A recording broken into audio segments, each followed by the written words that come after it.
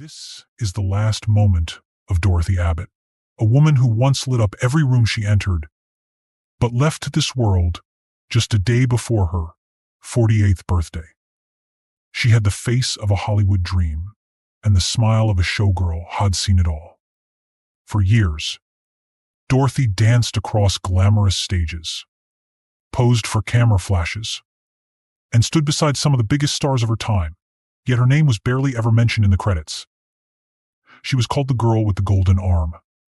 But behind that golden glow was a silent struggle, one that very few ever noticed.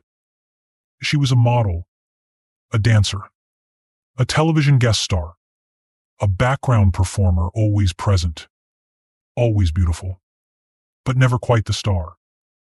Her journey through show business was filled with missed chances, forgotten roles, and a slow fade from the spotlight. But the true tragedy wasn't just professional. It was personal and deeply emotional. Behind the curtain, Dorothy was holding on to something much heavier than fading fame. Her marriage to a man who wore both a badge and a stage name began as a promise and ended as a heartbreak.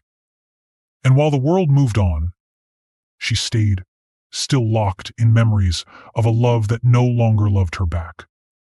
On the 15th of December, 1968, just one day before she would have turned 48, Dorothy was found in her Los Angeles home. The sparkle was gone. The headlines barely whispered her name. Yet those who knew even a glimpse of her story couldn't help but ask, how does a woman so radiant disappear in silence? In this video, we'll uncover the story that was never told, a life of hidden pain behind a public charm. We'll explore how Dorothy Abbott danced through Hollywood's golden age, only to face its cold shoulder in return. And we'll ask the question, was she ever truly seen, or was she always just a beautiful shadow? To understand Dorothy Abbott, we have to go back, not just to a time, but to a world. Hollywood in the late 1940 seconds and 1950 seconds was a machine of dreams, glittering on the outside and grinding on the inside. It was a golden age, for some, but for many women, like Dorothy, it was a glamorous maze filled with locked doors. Born in Kansas City, Missouri, in 1920, Dorothy didn't arrive in Los Angeles with a famous name or industry connections. What she had was beauty, charm, and a determination to be seen. She started out on the stages of Las Vegas, dancing at the Flamingo Hotel and dazzling crowds with such grace that she earned the nickname the girl with the golden arm.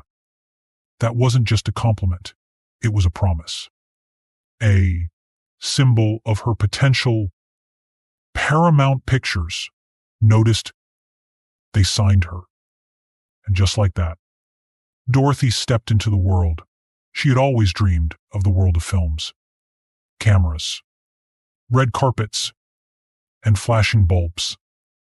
But unlike the fairy tales Hollywood often sold, her story wasn't filled with starring roles or marquee lights. Most of her early parts were uncredited. A model, a nurse, a party girl, a dancer in the background. She was everywhere and yet nowhere. The roles may have been small, but she gave them everything. In a way, she became a chameleon of the silver screen, slipping into dozens of characters. Always believable, always striking, yet rarely remembered. And that's the tragedy that began to shape her life. To be visible, but invisible. Seen, but never truly acknowledged. Her voice, warm and smoky, was seldom heard on screen. Even when she did speak, producers often cut her lines. Outside the sound stages, Dorothy lived like many women in the entertainment industry back then. Juggling hope and rejection, she took on work as a real estate agent in the quiet corners of Los Angeles, posed for promotional photos, and occasionally appeared in local theater just to keep performing. At night, She'd return home sometimes to applause, sometimes to silence. But here's where the deeper theme of Dorothy's story begins to emerge. She wasn't just fighting to stay in the spotlight, she was fighting to matter. In a town that prized youth, beauty, and novelty, Dorothy was slowly becoming a ghost of a fading era.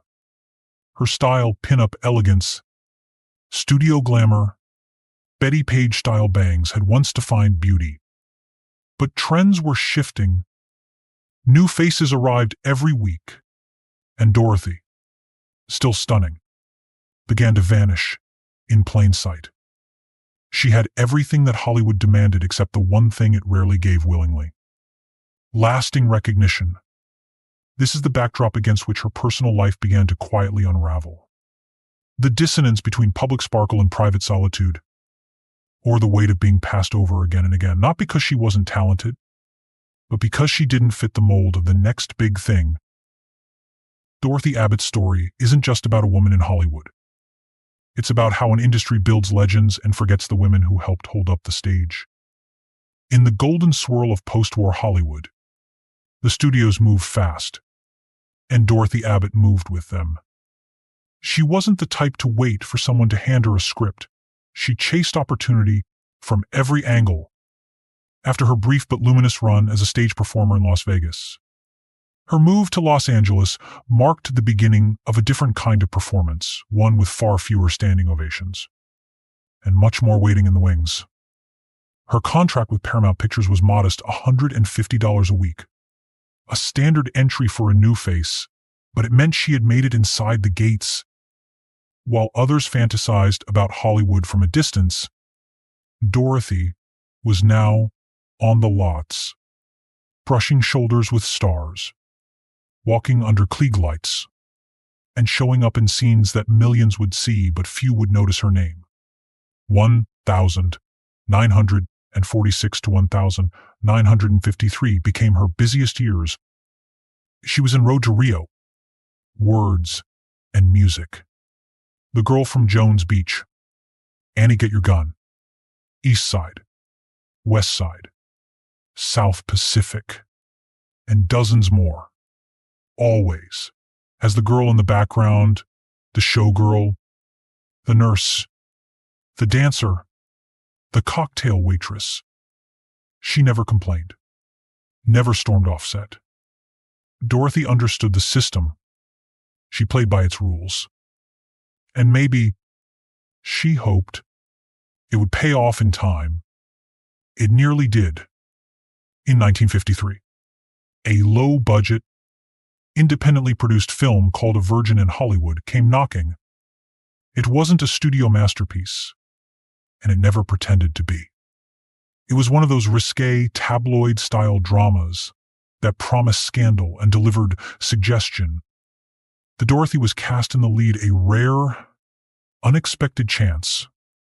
She played Darla Sloan, a reporter drawn into the shadows of celebrity life. It was the first and only time her name appeared above the title. The film didn't win awards. It wasn't meant to, but it gave Dorothy a taste of what she'd waited for. To be the face on the poster, the voice delivering the monologue, the reason people bought a ticket. And though the film faded into obscurity, for Dorothy, that moment meant everything. For once, she wasn't someone in the corner. She was the story. But just as quickly as it came, that chance vanished. The following years saw her return to smaller roles. When the studio system was changing, big contracts were dissolving. TV was rising, and stars were being reshuffled. Dorothy found some footing in television. A recurring part in Dragnet as Ann Baker, the love interest of Joe Friday, and guest roles in Leave It to Beaver and The Adventures of Ozzie and Harriet. But even those roles were short-lived. Then her career became a patchwork of brief appearances. Because the characters she played had no last names, no backstories, and sometimes no lines. She was nurse, model, stewardess, girl at bar. But Dorothy brought poise and depth to each frame she entered, even when she was just crossing a room or pouring coffee. By the late 1950 seconds, reality began to settle in.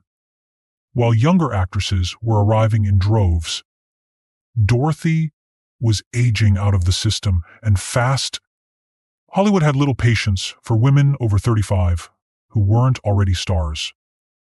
Offers slowed, phones rang less, and Dorothy, ever resourceful, took up a quiet side hustle, selling real estate.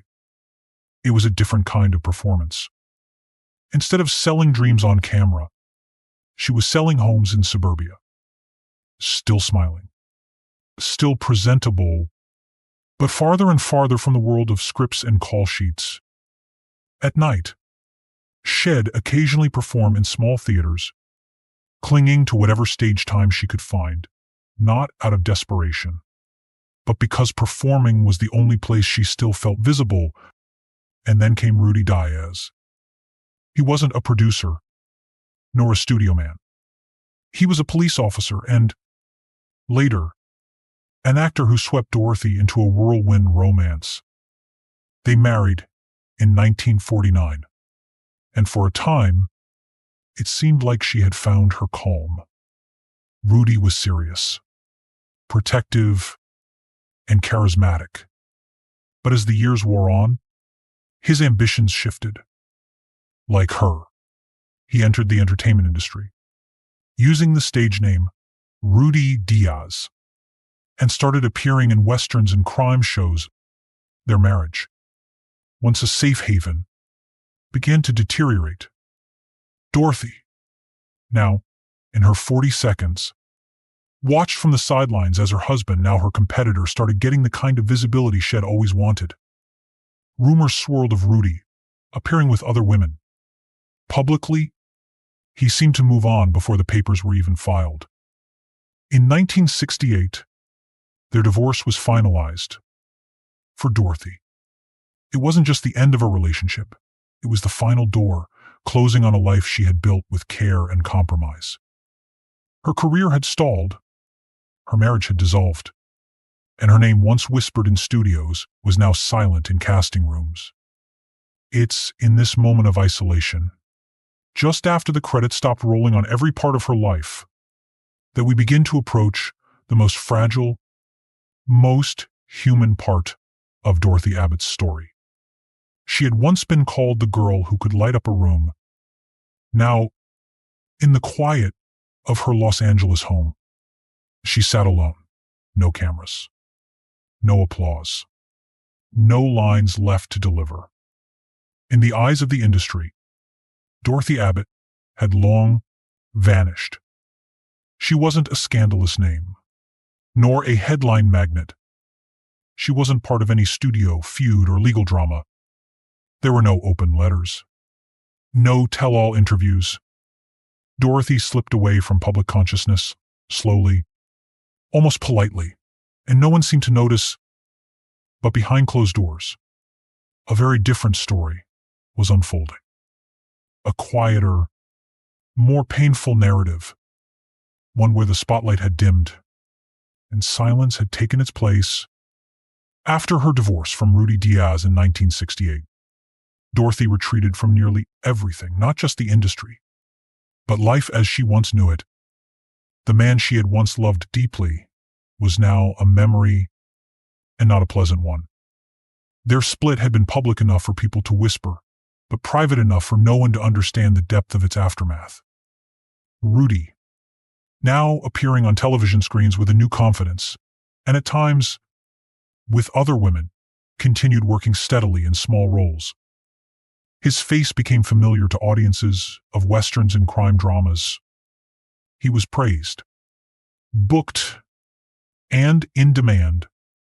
Dorothy, meanwhile, was now Dorothy Diaz, only in name. She stopped performing altogether. Even the occasional local theater role was gone. Her days were filled with quiet routines, short errands, scattered calls, and long stretches of solitude. In an era where fame faded quickly and support systems were rare, especially for women in Hollywood, Dorothy was left with only fragments of what once was. Friends said she was still kind, still elegant in how she carried herself. But the light in her eyes, the one that had once drawn applause, was noticeably dimmer. What hurt most wasn't being forgotten by the public. It was being erased from the story entirely. So many of her roles had gone uncredited, her voice dubbed over or cut out. Even her most recognized part in Dragnet was rarely rerun by 1968. She had lived a life in film, yet film had barely remembered her. Dorothy never lashed out. She didn't write bitter memoirs. She didn't go to the press. That wasn't her style. She had always believed that dignity mattered, even when no one was watching. But those closest to her began to notice a change. Her laughter, once easy and musical, became rare. Her posture, always graceful, turned inward. Her phone rang less. The world, it seemed, had moved on, but she hadn't. The weight of that, of being seen but never truly known, began to show. Her home in Los Angeles, once a modest but warm space, became quieter with each passing week. Some neighbors remembered seeing her sit near the window, watching the street without expression. Others noted how she still wore her hair perfectly styled, as if waiting to be called back to life. But that call never came.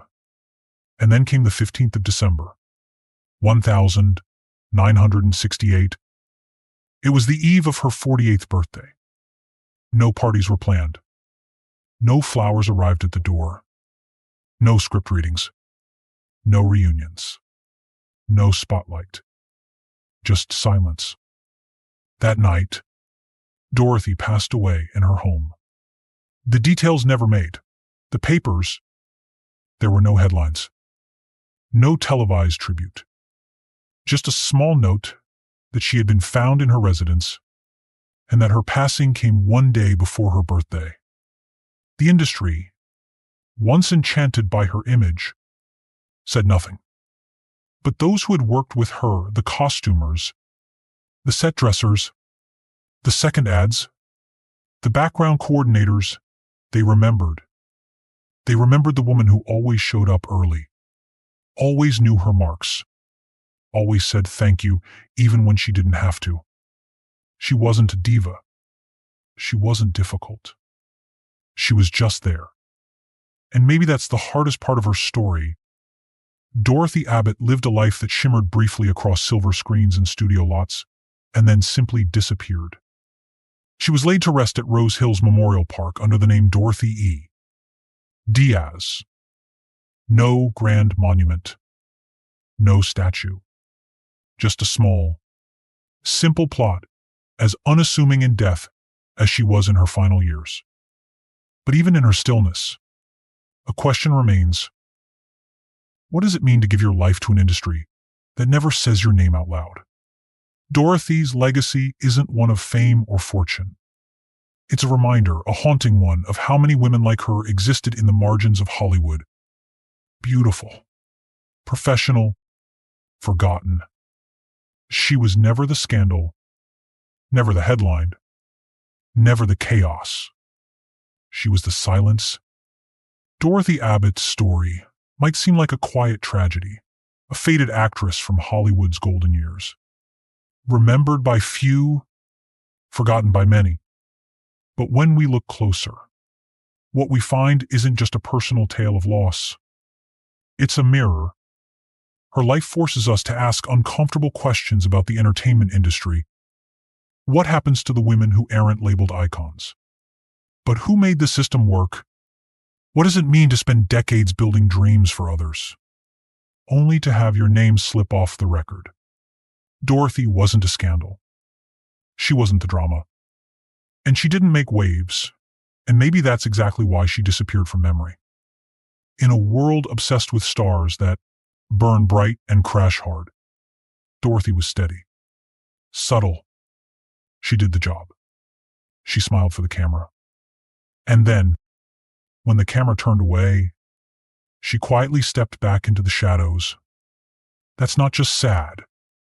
It's revealing the Hollywood of Dorothy's time, and arguably, even today, often rewards noise over nuance. For every woman whose name lights up a marquee, there are dozens more who fill the frame but remain invisible. Dorothy was one of them. Essential, professional, overlooked.